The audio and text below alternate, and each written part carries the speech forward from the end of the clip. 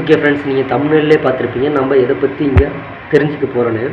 அது என்னதை பற்றி நீங்கள் தெரிஞ்சுக்கிறீங்கன்னா ஒன்றும் இல்லை, மொபைலில் எப்படி எக்ஸல்லாம் யூஸ் பண்ணலாம், மேலும் அதில் இருக்கிற பேசிக் அரித்மெட்டிக் ஈக்குவேஷன் ஆகட்டும், ஃபங்க்ஷன் ஆகட்டும், மேலும் ஃபார்முலாஸ் ஆகட்டும், இந்த மூணையும் டீட்டெயிலாக பார்க்க போகிறோம். அதுக்கு ஃபஸ்ட்டு நாம் அடிஷன், சப்ராக்ஷன், மல்டிப்ளிகேஷன், டிவிஷன் இந்த 4 டைப்பையும் டிஃப்ரெண்ட் ஷீட்டாக உங்களுக்கு பிரித்து ஒரு ஷோ பண்ணுறேன். அந்த ஷீட்டில் ஃபஸ்ட்டு அடிஷனை எப்படி நீங்கள் ஆட் பண்ண முடியும், எந்தெந்த டைப்பில் ஆட் பண்ண முடியும் ஃபஸ்ட்டு பேசிக்ஸ்லாம் தெரிஞ்சுக்கணும். ஃபஸ்ட்டு என்னென்னா, நீங்கள் அங்கே கொடுத்துருக்கிற நம்பரை டைரெக்டாக டைப் அடித்து நீங்கள் ப்ளஸ் பண்ணலாம். அப்படி இல்லைன்னா கூட பிரச்சனை இல்லை, இதுலேயே ஒரு ப்ளஸ் சிம்பிள் போட்டிங்கன்னா போதும். மேத்தமெட்டிக்கலாக நீங்கள் எந்த ஈக்குவேஷன் வேணாலும் போட்டுக்கலாம். அப்படி நான் என்ன பண்ணுறேன்னா, ப்ளஸ் சிம்பிள் கொடுத்து ஒவ்வொரு செல்லில் இருக்கிற வேல்யூவும் கிளிக் பண்ணி ப்ளஸ் கொடுத்து ஆட் பண்ண போகிறேன். அப்படி இந்த 3 செல்லையும் கால் பண்ணி ஆட் பண்ணதில் வந்த வேல்யூ தான் இந்த 196. இந்த வேல்யூவை நான் ஃபில் கொடுத்து ஓவராலாக எல்லாத்துக்கும் சேம் ஃபார்மேட்டில் காப்பி பண்ணிட்டேன். இப்போ அதோட செல் எல்லாத்தையும் ரெஃபரன்ஸ் பார்த்தீங்கன்னா அடுத்தடுத்த செல்லோட ரெஃபரன்ஸாக தான் ஒட்டி இருக்கும், அதனால் கரெக்டாக வந்திருக்கும். இதே வச்சு அடுத்த மெத்தடில் நீங்கள் ஃபங்க்ஷனை கால் பண்ணி கூட நீங்கள் ப்ளஸ் பண்ணிடலாம். எக்ஸாம்பிளுக்கு சம்னு ஒரு ஃபங்க்ஷன் இருக்குது. இந்த ஃபங்க்ஷன் எடுத்துக்கிட்டோம்னா ஆல்ரெடி அவங்க டிஃபைன் பண்ணி வச்சுருப்பாங்க. அதில் எந்த மாதிரி வேல்யூ கொடுத்தா அது ப்ளஸ் பண்ணி கொடுக்கணும், அது எப்படின்னு அந்த இதுலேயும் உங்களுக்கு தெளிவாக காட்டும். அதாவது நீங்கள் லேப்டாப் வச்சிங்கன்னா அதை ஈஸியாக காட்டிடும் எதை நீங்கள் கால் பண்ணீங்கன்னா. அதுக்கேற்ற மாதிரி அந்த வேல்யூ அரேவை கொடுத்தீங்கன்னா போதும். இந்த நீங்கள் கொடுத்த அந்த அரேவில் எந்த வேல்யூ இருந்தாலும் அதை ப்ளஸ் பண்ணி கொடுத்துருவோம். எக்ஸாம்பிளுக்கு நான் அந்த 3 பாக்ஸ் மட்டும் தான் கொடுத்தேன். நீங்கள் ஃபுல் அந்த செல்லையும் கூட கொடுத்தீங்கன்னா அதில் இருக்கிற வேல்யூ எல்லாத்தையும் ஆட் பண்ணி கொடுத்துரும். இப்போ ரெண்டுத்தையும் ஒப்பிட்டு பாருங்கள், ரெண்டுமே ஈக்குவலாக இருக்குதா, அப்படின்னா 2 மெத்தடு ஓகே ஆயிடுச்சு. இப்போ உங்களுக்கு சம் ஓரளவுக்கு புரிஞ்சிருக்குன்னு நினைக்கிறேன். இந்த 2 மெத்தடு எக்ஸாம்பிளுக்கு நீங்கள் போட்டு பார்த்துக்கலாம். அடுத்து சப்ஸ்ட்ராக்ஷனை பற்றி பார்த்துடலாம். இப்போ இந்த செல்லை க்ளோஸ் பண்ணிவிட்டு சப்ஸ்ட்ராக்ஷன் எடுத்துறேன். அதுவும் சேம் டேபிள் காலம் தான். இதில் நம்ம என்ன பண்ணுறோன்னா ஃபுல் மார்க், இப்போ நம்ம 300 மார்க்குக்கு எவ்வளோ டோட்டல் எடுத்திருக்காங்கன்னு பார்த்து டிஃப்ரென்ஸை கண்டுபிடிப்போம். அதெல்லாம் கழிக்கத்தானே செய்யணும், கழிக்கலாம்.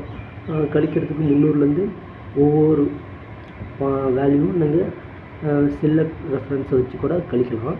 அப்படி இல்லைன்னா இதுக்குன்னு தனியாக ஒரு ஃபங்க்ஷன் இன்னும் உருவாக்கலை, இது வரைக்குமே யாரும் கண்டுபிடிக்க முடியல.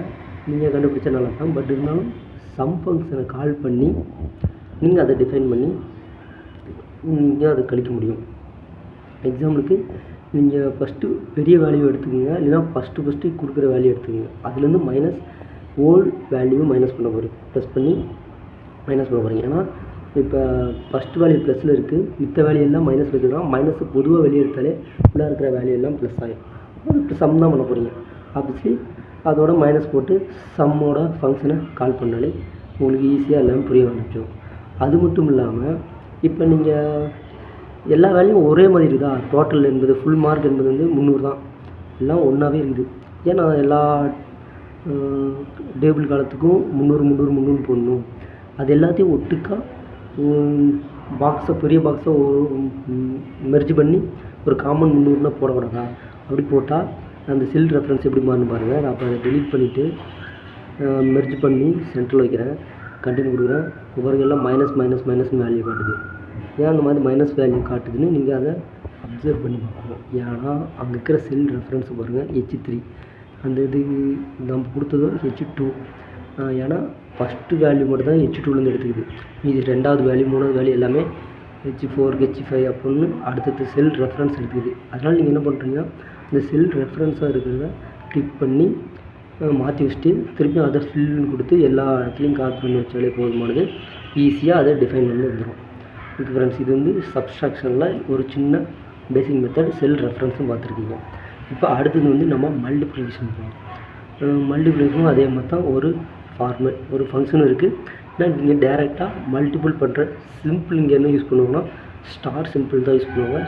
அதாவது ஒரு பாருங்களேன், இப்போ ப்ளஸ் கொடுத்து எந்த வேல்யூலாம் மல்டிபிள் பண்ணுறனோ அந்த வேல்யூலாம் கொடுத்து செல் ரெஃபரன்ஸோட வேல்யூ எடுத்து நான் ஸ்டார் சிம்பிள் கொடுத்து எல்லாத்தையும் கொடுத்தோம்னா ப்ளஸ் பண்ணுற மாதிரி ப்ளஸ்ஸுக்கு பதிலாக நம்ம ஸ்டார் யூஸ் பண்ணணும். அது யூஸ் பண்ணாலே உங்களுக்கு ஆன்சர் வந்துடும். அதே மாதிரி ஃபில் பண்ணிடலாம். அது கொடுத்துட்டேன். அதே இங்கே ப்ராடக்ட்னு ஒன்று இருக்குது.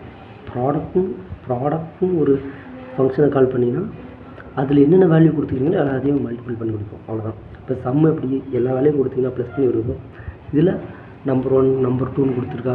இப்போ தான் இந்த மாதிரி ஷோ பண்ணணும். உங்களுக்கு என்ன வேணுமோ அது எல்லாத்தையும் கொடுத்தா போதும். நம்ம நம்பர் 1 நம்பர் 2 எல்லா நம்பரையும் நம்ம பெருக்க போகிறது கிடையாது. நம்ம ஒட்டுமொத்த அரேவையும் கொடுத்தா கூட அதில் இருக்கிற எல்லா வேலையும் ஒட்டுமொத்தமாக பெருக்கி கொடுத்துரும்.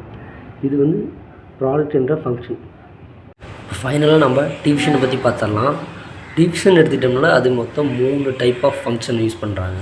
இப்போ ஒவ்வொன்றையும் நீங்கள் பார்க்கும்போது ஒரு ஆச்சரியப்படுங்க. ஏன்னா டிவிஷன் எடுத்துக்கிட்டால் ஃபஸ்ட்டு ஒரு வேல்யூ வரும், அதாவது ஈவு வரும், அதில் மீதின்னு வரும். அது போக நம்ம ரவுண்டாக ஒரு வேல்யூ ஃபைன் பண்ணணும். இப்போ எக்ஸாம்பிளுக்கு 5.823333ன்னு போயிட்டு இருந்துச்சுன்னா அதை ரவுண்டாக எப்படி கொண்டு வரலாம், அந்த ரவுண்டு ஃபங்க்ஷன் ஒன்று இருக்கும். இது ஆப்வியஸ்லி நீங்கள் டைரெக்டாக போடும்போது டிவைட் சிம்பிள் போட்டு அதை டிவைட் பண்ணி வேல்யூ ஷோ பண்ணுவீங்க. இதே மாதிரி நான் எல்லாத்தையும் கீழே ஃபில் பண்ணி அதே ஆன்சரை கொண்டு வந்துடுறேன். கொண்டு வந்துட்டு இப்போ நம்ம அந்த 3 மெத்தடையும் ஒவ்வொன்றா விரிவாக பார்க்க போகிறோம். அதில் இப்போ நம்ம ஃபஸ்ட்டு மெத்தட் ஆரம்பிச்சிடலாம். ஃபஸ்ட்டு மெத்தட் என்னன்னா, நீங்கள் ஒரு வேல்யூ கண்டுபிடிக்கும் போது அதுக்கு மீதின்னு ஒரு வேல்யூ வரும்ல, அதாவது மீதினா என்ன சொல்லுவாங்கன்னா மோடு ஃபங்க்ஷன் யூஸ் பண்ணிங்கன்னா அதுக்கான ரிமைண்டரை ஃபைன் பண்ணலாம். இதுக்கான ரிமைண்டர் என்னென்னா 24.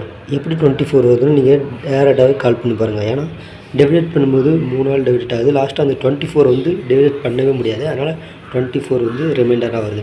அதே மாதிரி கோட்டைல் கிடையாது, அது வேறு ஃபங்க்ஷன், நான் தப்பாக போட்டேன்னு நினைக்கிறேன். கோட்டைன்ட் ஒரு ஃபங்க்ஷன் இருக்குது. இப்போ வாங்க டெலிட் பண்ணிட்டு கிளியராக போடுறேன். கோட்டைண்டை ஸ்மால் லெட்டரில் போடக்கூடாது, கேப்ஸில் போடுங்க, அப்போ தான் கரெக்டாக வரும். கோட்டைல் கிடையாது, கோட்டைன். ஓகேவா? கோட்டைன் போட்டிங்கன்னா அந்த ஃபங்க்ஷன் என்ன டிஃபைன் பண்ணால், நீங்கள் எந்த வேல்யூ கொடுக்குறீங்களோ அந்த வேல்யூக்கான ஒரிஜினல் வேல்யூ, அதாவது ஈவ் மொத்தமாக ரவுண்டாக கொடுத்துருவோம். ரவுண்டுனா அந்த புள்ளிக்கு அப்புறம் இருக்கிறது ரவுண்டு கிடையாது, அது வேறு ரவுண்டு. இது வந்து முழு எண்ணாக கொடுத்துரும். ஓகேவா? டாட்டோ ஏதோ வராது, உங்களுக்கு என்ன ஆன்சர் வருதோ அது கரெக்டாக கொடுத்துரும். அடுத்து ஃபைனலாக பார்க்குற ஃபங்க்ஷன் என்னன்னா ரவுண்டு. இதுதான் ரவுண்டுனா புள்ளிக்கு அப்புறம் எத்தனை டிஜிட் உங்களுக்கு வேணுமோ அந்த வேல்யூ கரெக்டாக கொடுத்தா போதும்.